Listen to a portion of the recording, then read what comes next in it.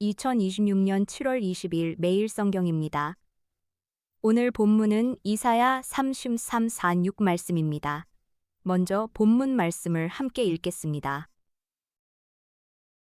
여호와께서 변론하러 일어나시며 백성들을 심판하려고 서시도다. 여호와께서 자기 백성의 장로들과 고관들을 심문하러 오시리니 포도원을 삼킨 자는 너희이며 가난한 자에게서 탈취한 물건이 너희의 집에 있도다. 어찌하여 너희가 내 백성을 짓밟으며 가난한 자의 얼굴에 맷돌질하느냐. 주 만군의 여호와 내가 말하였느니라 하시도다. 여호와께서 또 말씀하시되 시온의 딸들이 교만하여 느린 목, 정을 통하는 눈으로 다니며 아기작거려 걸으며 발로는 쟁쟁한 소리를 낸다 하시도다. 그러므로 주께서 시온의 딸들의 정수리에 딱지가 생기게 하시며 여호와께서 그들의 하체가 드러나게 하시리라.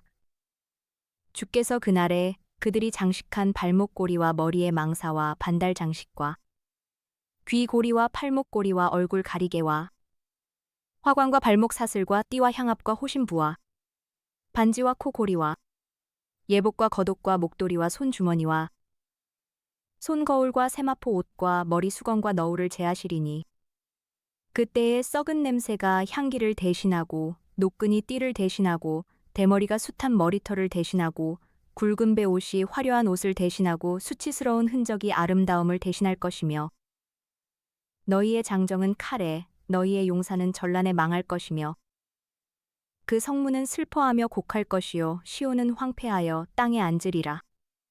그날에 7 여자가 한 남자를 붙잡고 말하기를 우리가 우리 떡을 먹으며 우리 옷을 입으리니 다만 당신의 이름으로 우리를 부르게 하여 우리가 수치를 면하게 하라 하리라. 그날에 여호와의 싹이 아름답고 영화로울 것이요 그 땅의 소사는 이스라엘의 피난한 자를 위하여 영화롭고 아름다울 것이며 시온에 남아있는 자, 예루살렘에 머물러 있는 자, 곧 예루살렘 안에 생존한 자 중 기록된 모든 사람은 거룩하다 칭함을 얻으리니 이는 주께서 심판하는 영과 소멸하는 영으로 시온의 딸들의 더러움을 씻기시며 예루살렘의 피를 그 중에서 청결하게 하실 때가 됨이라. 여호와께서 거하시는 온 시온 산과 모든 지폐 위에 낮이면 구름과 연기, 밤이면 화염의 빛을 만드시고 그 모든 영광 위에 덮개를 두시며 또 초막이 있어서 낮에는 더위를 피하는 그늘을 지으며 또 풍우를 피하여 숨는 곳이 되리라. 여러분 환영합니다. 오늘 우리가 아주 깊이 파헤쳐 볼 자료는 바로 매일 성경의 오늘 본문인 이사야 3장 13절에서 4장 6절입니다. 네, 맞습니다. 오늘 본문은 마치 한 편의 서늘한 법정 드라마처럼 시작하거든요. 그러다가 가장 절망적인 순간에 피어나는 놀라운 회복의 이야기로 이어지죠. 맞아요. 이 고대 문서에 담긴 묵직한 통찰을 여러분과 함께 살샅이 살펴보려고 하는데요. 일단 첫 장면부터가 되게 압도적이잖아요. 엄청나죠? 하나님이 직접 검사이자 재판장으로 법정에 일어서시는 장면이니까요. 그런데 그 피고석에 앉은 사람들이 다름 아닌 그 나라의 최고 권력자들이라는 게 충격적입니다. 백성의 장로들과 고관들이 고발 대상이죠. 그들이 백성이라는 포도원을 삼켰다고 고발하십니다. 특히 그 가난한 자의 얼굴에 맷돌질을 한다 이런 표현이 나오는데 와 정말 끔찍하지 않나요? 정말 잔혹한 표현이죠. 약자들을 막 소모품처럼 갈아 넣어서 부를 축적한다는 건데 왜 이렇게까지 신랄하게 꼬집으시는 걸까요? 왜냐하면 하나님은 약자를 향한 태도를 곧 정의의 절대적인 척도로 보시기 때문입니다. 아, 약자를 대하는 태도요? 네. 사회에서 가장 취약한 계층이 착취당하는 걸 하나님은 당신을 향한 직접적인 모욕으로 받아들이시는 거죠. 그러니까 권력자들이 약자를 보호해야 할 그 방어막 같은 책임이 있는데 오히려 무기가 되어서 찌른 거네요. 정확합니다.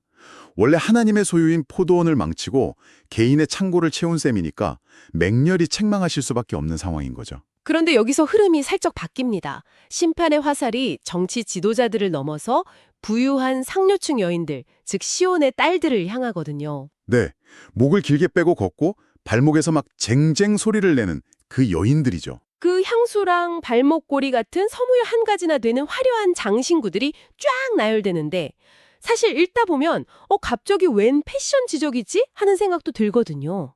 겉보기엔 영락없는 패션 비평 같을 수 있죠. 하지만 이게 단순히 겉모습이나 유행을 지적하는 게 아닙니다. 그럼 앞서 말한 그 약자들의 희생, 그 위에 쌓아올린 사회 전체의 교만을 상징하는 걸까요? 맞습니다.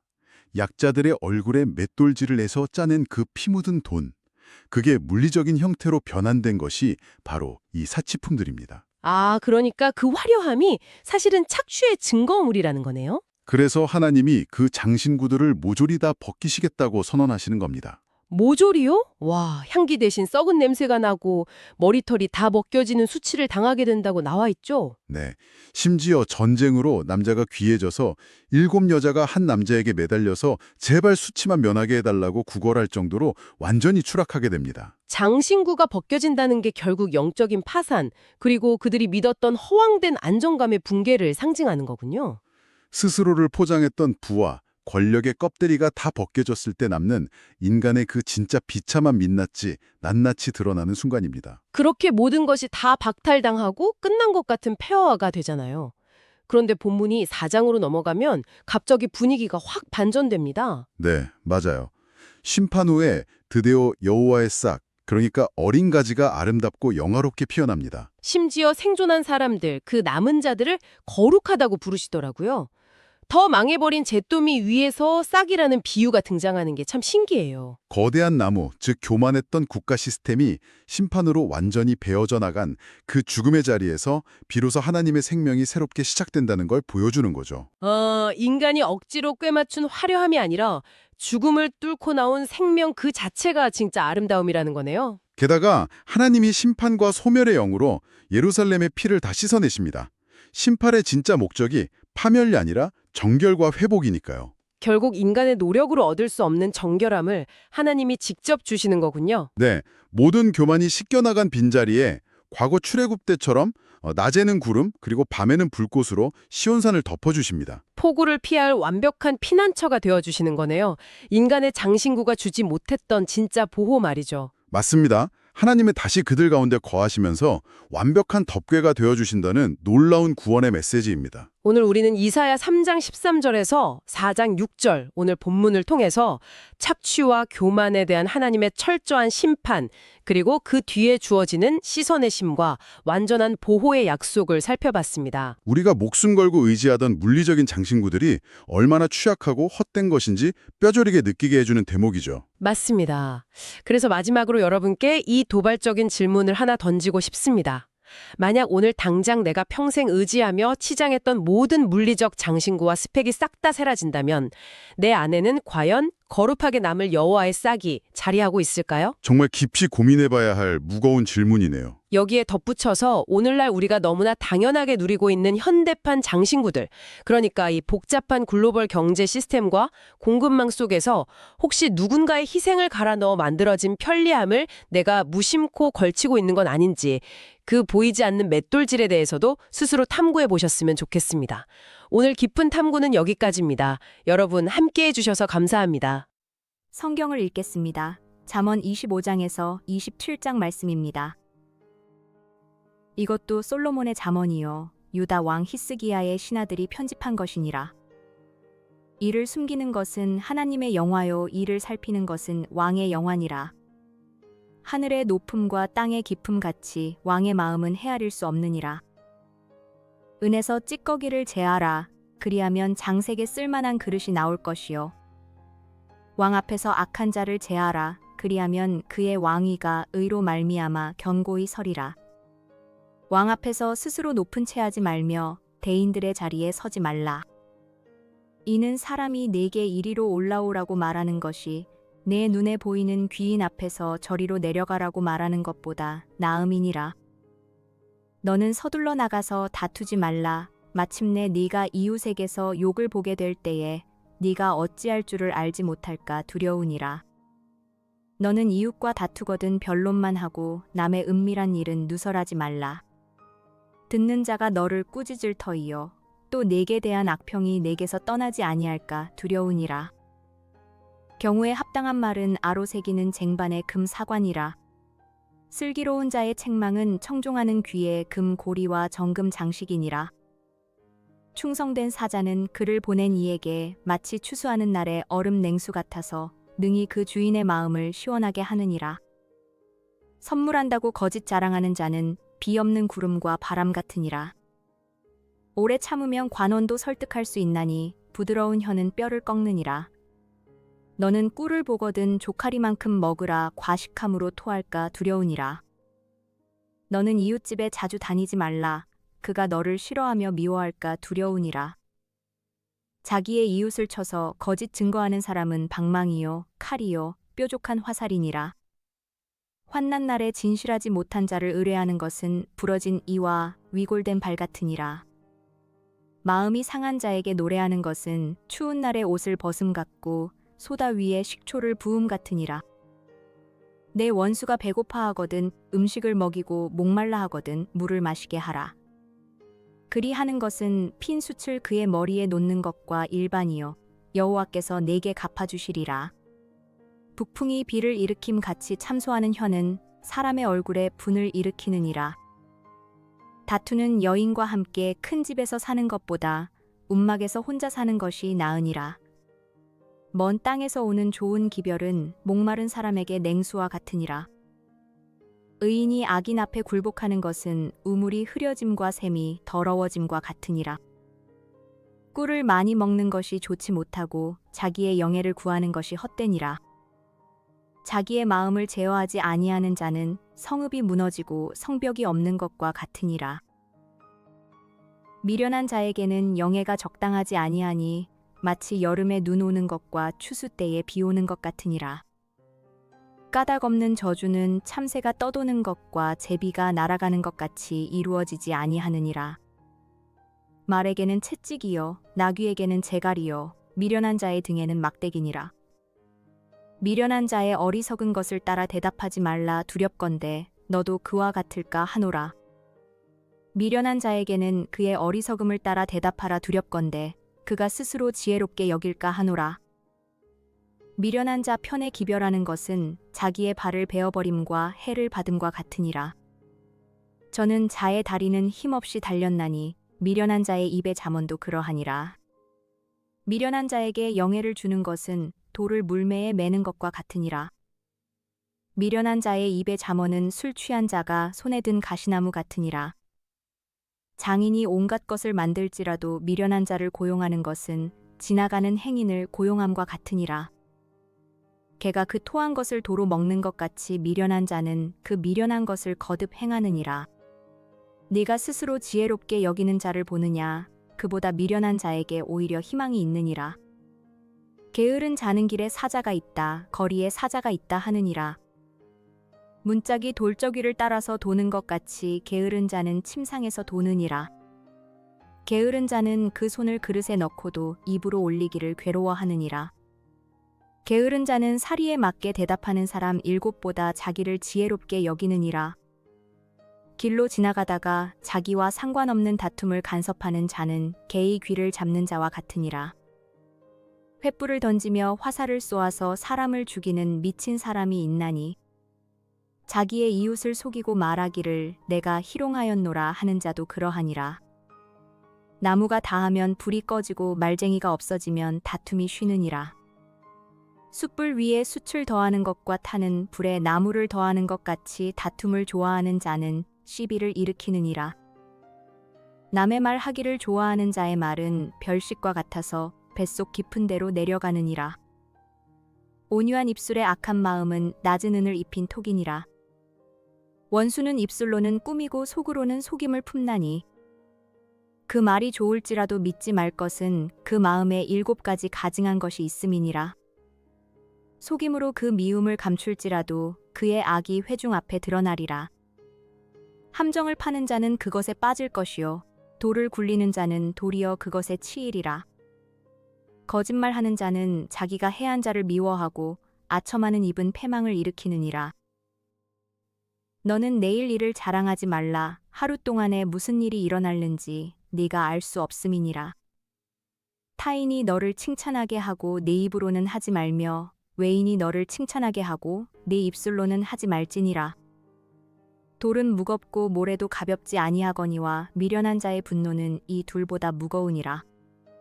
분은 잔인하고 노는 창수 같거니와 투기 앞에야 누가 서리요. 면책은 숨은 사랑보다 나으니라. 친구의 아픈 책망은 충직으로 말미암는 것이나 원수의 잦은 입맞춤은 거짓에서 난 것이니라. 배부른 자는 꿀이라도 싫어하고 줄인 자에게는 쓴 것이라도 다니라. 고향을 떠나 유리하는 사람은 보금자리를 떠나 떠도는 새와 같으니라. 기름과 향이 사람의 마음을 즐겁게 하나니 친구의 충성된 권고가 이와 같이 아름다우니라. 내 친구와 내 아비의 친구를 버리지 말며 내 환난 날에 형제의 집에 들어가지 말지어다. 가까운 이웃이 먼 형제보다 나으니라. 내 아들아, 지혜를 얻고 내 마음을 기쁘게 하라. 그리하면 나를 비방하는 자에게 내가 대답할 수 있으리라. 슬기로운 자는 재앙을 보면 숨어 피하여도 어리석은 자들은 나가다가 해를 받느니라.